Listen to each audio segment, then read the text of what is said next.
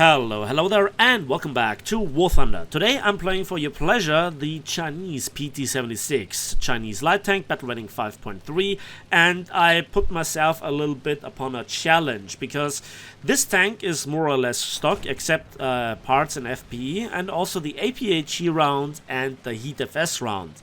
Because, you know, as a content creator I can do many things, but I don't want to go through the horror of stock grinding a tank with a stock APCR.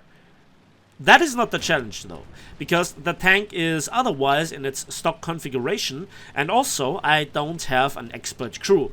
The crew is well trained, but it doesn't have the expert crew qualification. And you really feel this especially with light tanks, where it affects so many aspects of the tank. And so the gun handling is not the greatest, the rate of fire is, I don't want to say awful, but it's definitely not good. It's more bad-ish.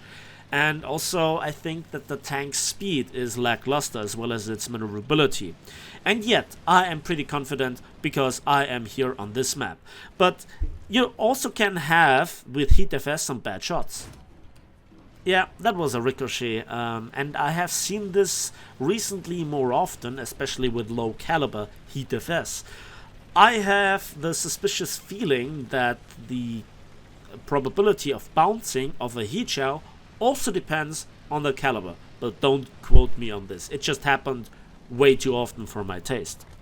And you know, it's one of those German tank destroyer with superior armor. Wink wink. So, the Port Novorossiysk map. I love this map, and especially this iteration, especially when I am coming from the south, because the northern spawn has a more difficult task to not just get C, but to also hold it, defend it, and especially when the southern team has occupied it, to get it back and go through the defenses of the southern team. Because in most cases it is better. There is a little bit of a drama going around on A, which is funny. And yeah, that is another NAS one that actually bounced another Heat FS.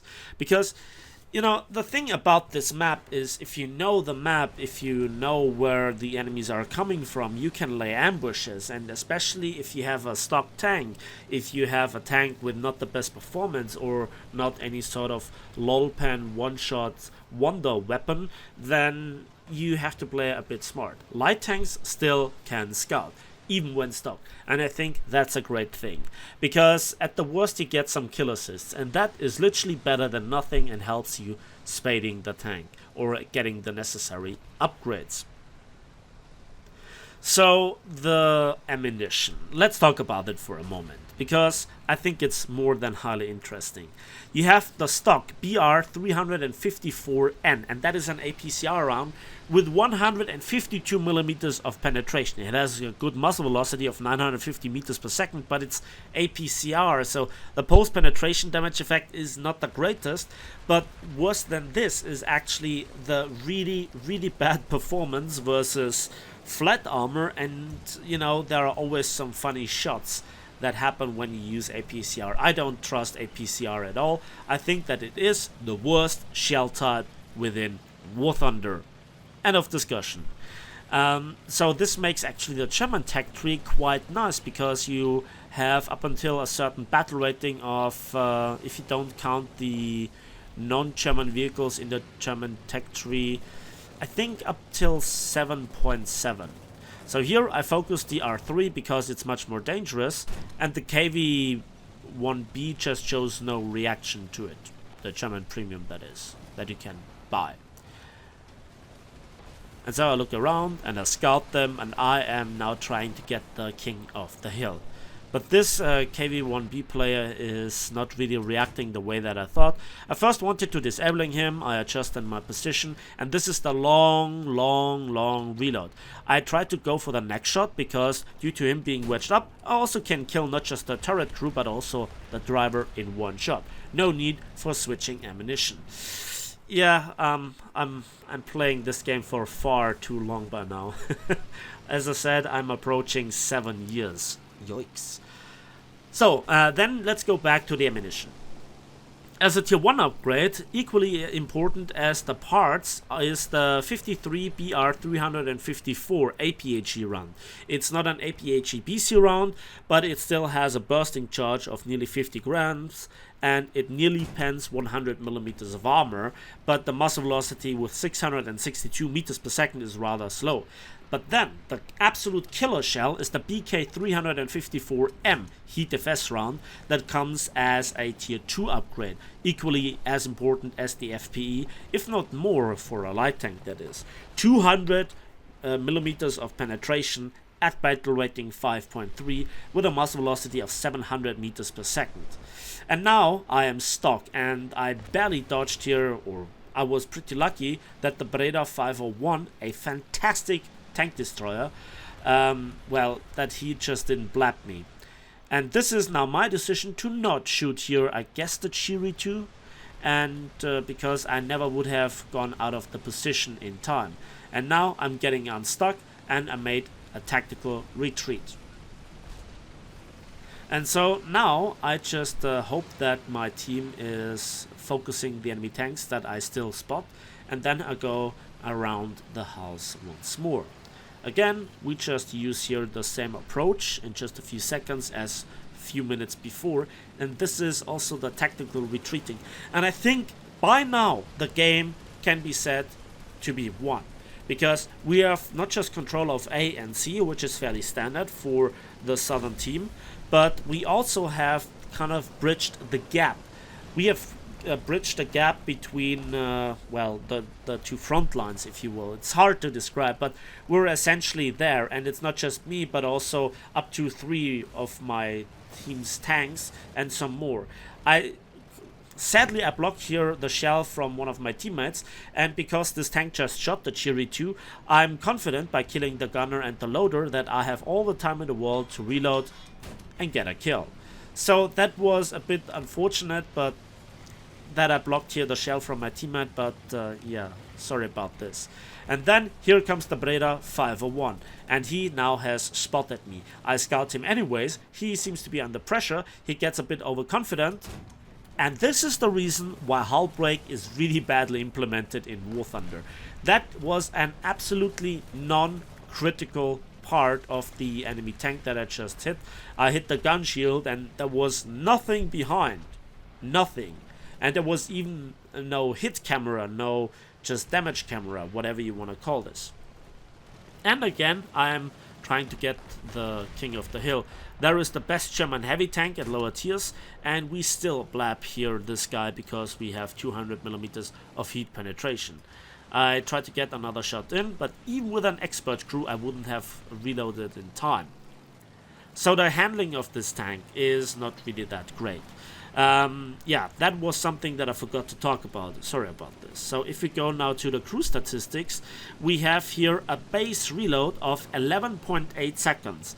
I got it down due to my crew training to 10.5 seconds, so that's 1.3. You get another 1.3 seconds off if you train your commander well, and you also get the expert qualification. Then it would be something together with the ace qualification of 9.1 seconds, which would be absolutely significantly better, because 10.5 seconds, that is pretty close. If somebody just gets the agility down really well, then they can achieve 8 seconds of crew rotation speed. But this is then SEAL Clubber statistics with all the gold in the world for crew training and the ace crew qualification. On base it is 13, and even for my not so greatly trained crew it is in this case nearly 11 seconds. So you can see if the weapon reload is around 10.5 seconds, there is not that much time before somebody would get back his gunner and then just return the favor, right? So this is where the tank has a little bit of a disadvantage. Also the armor is really bad. It's 13 millimeters, surprisingly enough. It's rolled homogeneous armor, and on the turret it's 15. Very often you can kill those buggers with machine guns. So there is that, and also it only has 3 crew members. Then there is the speed. Well, it's not really all that glorious. It is less than 15 for a light tank, especially when it's stock.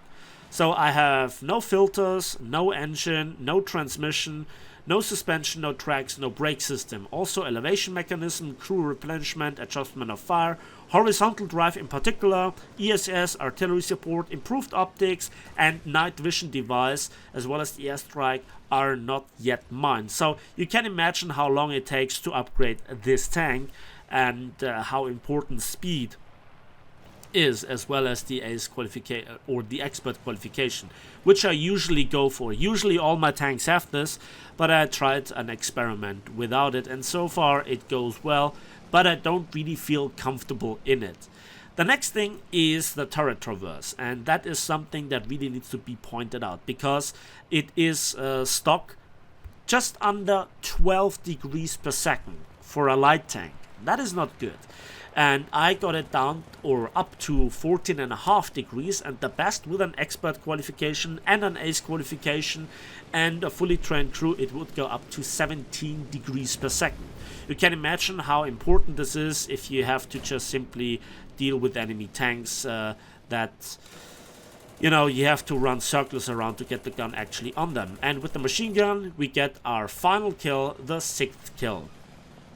And I scout here all the way, and so far I have not shot yet into the spawn, which I also don't intend to do, but I try to get a nice shot here on B, and this is why I want to wedge up the tank on the slope and to fire backwards.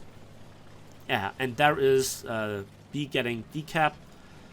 Let's see if you find the shot into the enemy. But yeah, this is the PT-76. It is a tank that actually should be a battle rating higher, and it shouldn't have the APCR as stock round. And this is how I got a really nice game. Sadly without a cap, and so we only have 6 kills and 1 kill assist due to scouting 65,000 civilians, of which roughly a quarter comes from the achievements like the Heavy Metal Hero and also the Survivor Award. Also 5300 RP are also very nice. I hope you enjoyed this video. Thanks for watching. Thanks for listening. Please give it a like, give it a subscribe if you want to see more.